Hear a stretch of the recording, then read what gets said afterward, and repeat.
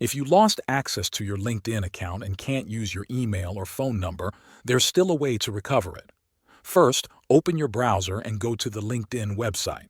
On the login page, find the option that says Forgot Password. It's usually just below the fields where you type your email and password. Click on it. Now, in the email field, don't enter your actual email address. Instead, type in something random. For example, you can use something like test123@gmail.com.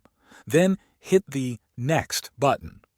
After, you will have to solve a puzzle to verify that you are a human. Once that's done, you'll see a message that says to verify your email by entering the verification code. Look for a small link at the bottom that says "Can't access this email," and click on that. LinkedIn will now show you a QR code. Take out your phone and open the camera.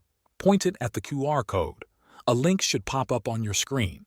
Tap on that link to continue the process. Now it will ask for a new email address. This will be the email LinkedIn uses to contact you. Make sure it's an email you currently have access to. You'll also see an optional field where you can add your LinkedIn public profile link. If you remember your profile URL, go ahead and paste it. If not, you can skip that part. Then click the Continue button.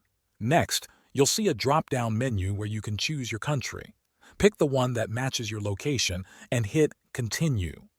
To confirm your identity, you'll now need to verify it. Tap on the button that says Verify with Persona. This is LinkedIn's identity check system.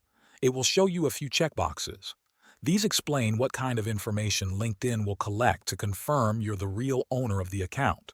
Read through them, then tap the checkbox next to each one. When you're done, tap Accept and Continue. Now, it's time to get your face scanned. After scanning your face, they might ask you to upload a photo of your driving license or your ID card. After uploading those, LinkedIn will take some time to check your information. This might take a few hours or even a day. Once they finish reviewing it, they'll send you an email with your new login details.